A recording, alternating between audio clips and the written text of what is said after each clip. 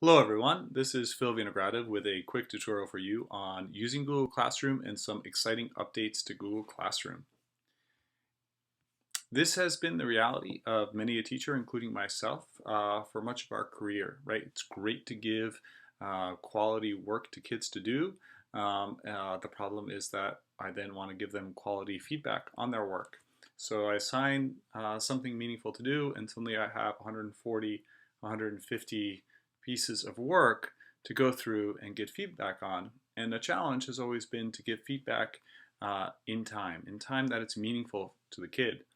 So Google Classroom lets us do two things to help disrupt this paradigm and make feedback more meaningful. One, it has a great file management system, not only for any Google Docs, but also for really any kind of file that or submission that I want kids to do.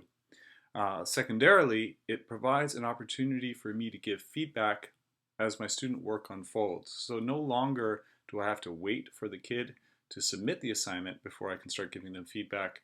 I'm able to go ahead and give differentiated feedback to all of my students and then take my grading, which would have happened after submission of work, and now distribute that grading over time. It's not that you're doing less work or that you're doing more work. You're just working differently. You're distributing that effort over time, and you're able to give that feedback to a kid when the kid can act on it. So let's just jump right into it. You can get to Google Classroom from the app launcher in Google Drive, or from your Gmail, or from the shortcut at the bottom of your Chromebook. Clicking on the app launcher will bring up the apps. I can scroll down and come over to Google Classroom. In the Google Classroom dashboard, I'll see all of my existing classes, and I can create or join new classes. If I'm the first time visiting Google Classroom, I have to self-identify as a teacher. When creating a class, you pick a title for the class, Biology 2016, and if I have several periods of that class, period 1. Remember, Google Classroom is a file management system, so if I teach several sections of a class, I would definitely want to create a separate classroom for each of those classes. In this case, I'm going to cancel right now. And if you have classes from last year, you may want to archive those classes. So for example, here I have my elementary GAF DS. We had 17 members of that last year. This is a shortcut to the folder of all of the students' work in that DS last year, but I can archive the class. When I archive a class, what happens is that students are still able to access their work from the class, but they can no longer return to that Google Classroom or that class stream. In my Google Drive, where I have all of my classes, I will still have that folder right there with all of my students' work, all the assignments that we did, all aggregated here and organized for me. My advice and best practice would be to take all of my old classes that I'm not using anymore and maybe create a new folder, and you call it 2015, 2016. Now that I have that folder, I might want to take all of my old classes that I'm no longer using and bring them into that folder. Done. So I've moved them all. I can go ahead and take other classes that I'm no longer using. I have many demo classes that I've done, and I can move these as well. Right, and now I'll have just my current classes that I'm leading in my Google Drive folder. On the far left of your Google Classroom dashboard is a drop-down menu that lets you jump to any classes and all of the work for classes you teach, work for classes in which you're enrolled, and the ability to access the threads of any of your archived classes. For the purposes of today's demo, we're going to be looking at Innovation 102, a class in which I have 3 fictional students enrolled, and we're going to look at the stream, students, and the About section. Let's start in the reverse with the About section. In the About section, you have a Google Drive folder that brings you right to your Google Drive and will have all of the assignments for this class and all student work aggregated for you. You have the ability to go to the calendar for this class and all assignments and posts in your Google Calendar, and this will be important later when we onboard our students. You have the ability to invite other teachers, and in the past, if you've built a website or a wiki, you have unit resources, Google Drive folders, anything you want to share with your students that they would be able to access, you can add that here in the About section. So for example, if I was a math teacher and we used IXL a lot, I would have a link to IXL here, as well as directions to remind students of the format for their username and password. The student section is where you'll be able to add students. You'll also see this email all guardians, and soon you will see the ability to add guardians. We'll talk about that in a second. First, let's add a student. So for students to join, it's super easy, takes less than a minute. You can do it the first day of class. You simply share the join code for your class, and your students will use it to enroll. We'll model that in a second. After your students have enrolled, you can disable the join class code so no other kids can join, or you can reset it to create a new code. So right now we're going to come over to a new student, and here we have Barry Allen. So Barry Allen is going to join this class. He was a member of Innovation 101. Now he's going to become a member of Innovation number 102. So your students will go over and they'll click on the plus and they'll enter the join code for the class. Barry enters the join code, and now he's a member of Innovation 102. I jump back over here and I see that Barry has joined my class. From the student page, you can also select whether students can post and comment on the classroom, whether only students can comment on your posts, or whether only the teacher can post and comment. The default is that students can post and comment. This lets students ask questions in classroom and other students to jump in and help each other out. From the student page, you also can pick an action to perform on the student, removing them from a class, sending them an email, or muting them. So if a student is not appropriate in discussions in class, you can mute them so that they can listen to posts and get assignments, but they can't contribute to class discussions. Note that muting students only works in classroom and not in the real world.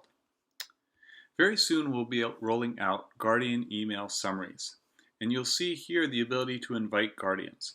Let me give you a preview of what that looks like, and you can always check it out for yourself here by clicking on See Example. Guardian email summaries are really quite ingenious. What happens is that a parent or guardian is invited to receive a weekly or daily digest of their students' work across all of their classes. A guardian only ever needs to be invited once, and then they'll be able to get this digest across all activity in Google Classroom. The digest starts with a summary of work that is missing for the student, so work that the student did not submit in Google Classroom. And it puts a lot of responsibility on kids to remember to hit the submit or mark as complete. It also gives an upcoming preview of what's due next week, so what's coming up for the kid across their classes. And then a summary of class activity from the week. This will include assignments, questions that the teacher asks, but not any threaded discussion that the students put in. So parents will see only what the teacher is prompting, but they won't actually see any student work or any student discussions. In addition to assignments and questions, you can put in announcements. So this is a great way if you have a field trip or some other ungraded message that you want to communicate to parents, you can do it as an announcement and it will show up in this email summary. The parent then has the choice to say, I want a weekly summary for my child, or I want a daily summary for my child. Let's hop back here to Classroom, and finally, let's visit the stream. The stream is where the bulk of the activity happens in Google Classroom. On the bottom right side of the stream, you'll see the plus button, where you can create new announcements, create assignments, create questions for your students, or reuse questions, assignments, or announcements from across any of your classrooms, reposting them. When you create an announcement, an assignment, or question, you can assign it to just one class or simultaneously assign it to multiple classes, and you can even create drafts and schedule them for release later. Classroom has also added the ability to create topics, which will allow you to organize and filter your stream, and you can always later delete or rename your topics to further organize your classroom space. Let's create our first assignment. To create an assignment, we click on the plus on the bottom right and create assignment. We can give it a title, and we can supply some instructions. These instructions not only come to students in their email, but they would also be included in the Guardian email summaries. We can assign a due date for the assignment. We can assign a time. I like to put 7 a.m. and that way students complete the assignment before that school day and not necessarily in their first or second period class. And I can assign a topic. I can either create a new topic or assign an existing topic, making it easier for me and the students to go through and sort out in Google Classroom through the thread and find resources specific to that topic. Last, before I assign the work to kids, I'd like to give them a template that I've created in Google Drive. Templates for assignments can be as elaborate as you want and as scaffolded as you want for kids, but there's a lot of power in creating a template, whether it's for an essay, research, a lab report, etc.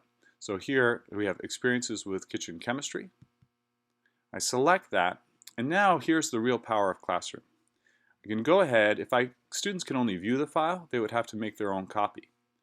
But I'm going to make a copy for each student.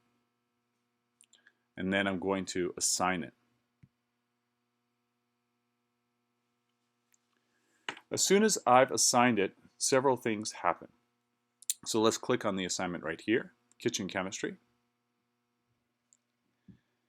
Google Classroom creates for me a folder where all of my students' work will live. If I click on this folder, it'll bring me over to my Google Drive. And it goes Drive, Classroom, the class, and then the specific assignment with all of my students' work. So now, as my students begin their work, I can begin giving them feedback on the work. Let's hop over to the student side. So here's Barry Allen. It shows that he has an assignment coming up. And here is his individual copy of the assignment. He can begin working on it, and when he's ready to hand it in, he can even add additional resources from Google Drive, a link, or a file. Anything that Barry adds when he turns this in will be back in this folder with his submissions of his work. Additionally, the very first time you have kids, you distribute an assignment to kids in Google Classroom, have them visit the About section for your class and have them click on this link, Open in Google Calendar. This will add the class to their Google Calendar, and eventually their Google Calendar will be populated with all of their assignments, and they will get notifications from Google Calendar of upcoming assignments for their work. So it's a really useful thing to have your students right in the beginning, the first time you assign an assignment, visit the About section of Google Classroom, click on Open in Google Calendar, and it will add a Google Calendar to their Google Calendar of all the upcoming assignments. The value of creating an assignment template and having Google Classroom make a copy for each student is that now you can begin giving feedback to students as their work unfolds rather than waiting for the students to submit their work. Google Classroom aggregates all of their work in an assignment folder, and the teacher can easily come, click on a student's work, and open the preview icon. The preview icon lets me take a look at what the students are doing. So I see that Barry Allen has gotten a start on his work, Billy Batson has gotten a start on his work, Clark has started his work, and so has Diana. But I know that Barry tends to rush his work. He doesn't always elaborate, so I might want to hop in and give him some feedback.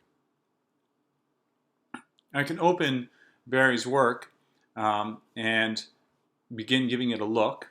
And one of the things I'd love to do as a teacher is to also go to the revision history.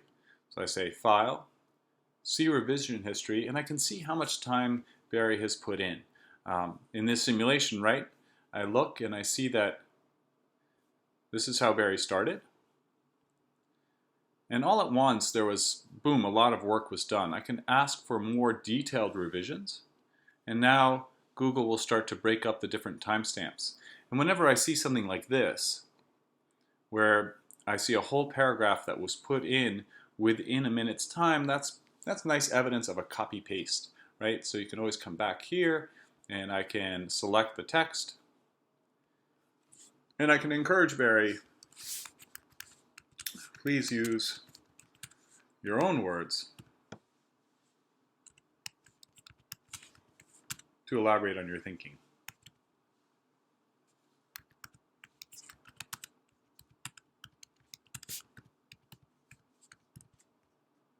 Whenever you make a comment on a student's document, the student will receive an email, and when they click on the email, it'll bring them right back to their document. The student then can begin a discussion with you. They can reply, or they can go ahead and institute the changes that you've made. And again, you'll always have a revision history where you can and the student can see the different contributions that you've made to the document. When students are done with their work, they can click on Turn In, which brings them over to Google Classroom. This gives them the opportunity to turn in the assignment or to hit cancel and add other resources that they'd like to hand in with the assignment as well. In this case, we're going to turn it in, and we're done. Now at this point, the document switches, so the student can only view the document. They can no longer make edits to the document. They can, though, if they forget to add something or they want to do something, they can unsubmit and then resubmit the document. On the teacher side, the teacher will see that the work has been submitted, and the teacher will also have a submission history. So if a student submits and unsubmits and submits work again, that will show up here in the submission history. The teacher now can add a grade. You can change the point value up here. You can make it an ungraded assignment. And you also have the opportunity to add a private comment. Hey, great job, and then submit a grade. When all students are done with their work, if you would like to, the teacher can return the work to some or all of the students. So perhaps the student forgot to complete a section, you can return it to that student with the prompt to complete that section. Sometimes, and this has happened to me many times as a teacher, I'll begin looking at students' work and realize, section 3, none of the kids are really getting it. So I want to reteach that, and I can bulk return the assignment to all the students with a note and a message saying, hey guys, tomorrow we're going to review this again. Often you'll want to have students collaborate together on assignments, and this has a different workflow. When assigning a team or collaborative assignment, we create the assignment as usual, and I can go ahead here and I have my team inquiry lab. I can put some directions here for students, but in this case I want them to submit not the document through Google Drive, but submit the link to the document. I'm going to assign a due date as normal. I can provide a topic as normal.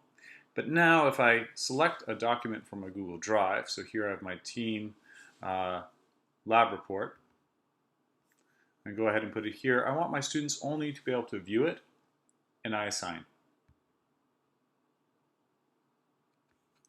On the student side, the student sees the assignment is due. There are a set of directions, and the students will eventually learn to follow. And Barry clicks on the template. He can only view it. So the very first thing that Barry does is he makes a copy. He's asked to put the team member initials there. So he goes ahead and he puts his initials, and he's going to put in Clark's initials as well. He copies the document. He removes the words copy of because he has a little bit of class. And then his first step is to share this document with Clark. He shares the document with his teacher, right? Then he grabs this link, and he comes back over here to Google Classroom, and he's going to add link.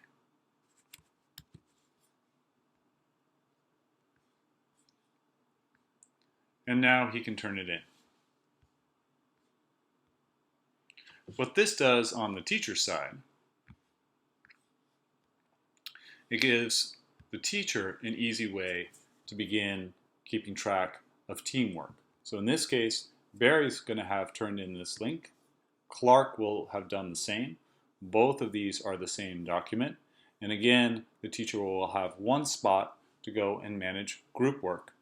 And as with any assignment, as the work unfolds, the teacher can use the revision history to hold all the students accountable for their various contributions. Even if submitted work is not a Google Doc, any type of file that the student attaches when they submit their homework, a movie file, picture files, other types of computer files, all of it will be aggregated for you, the teacher, in one folder. If ever you would like to edit or delete an assignment, you can do so right here from the 3-button drop-down next to any assignment in the tab. Let's look at some of the other features in the stream. We can create announcements. Announcements are pretty straightforward. You can make an announcement to your class. Remember, there's a field trip, bring in your permission forms, etc. to one or all of your sections. You can give it a topic or not. You can provide links, YouTube videos, resources, etc. to your announcement. Questions are a little different. When I create a question, and questions are great for warm-ups at the start of class, reflection on homework assignments, quick check for understanding as students leave, you can pose the question here. You can give it a due date or no due date. You can give it a topic or no topic.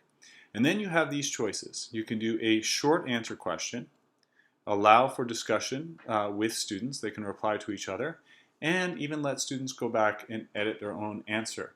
I've seen this done well in class where kids are having a debate and they're talking back and forth.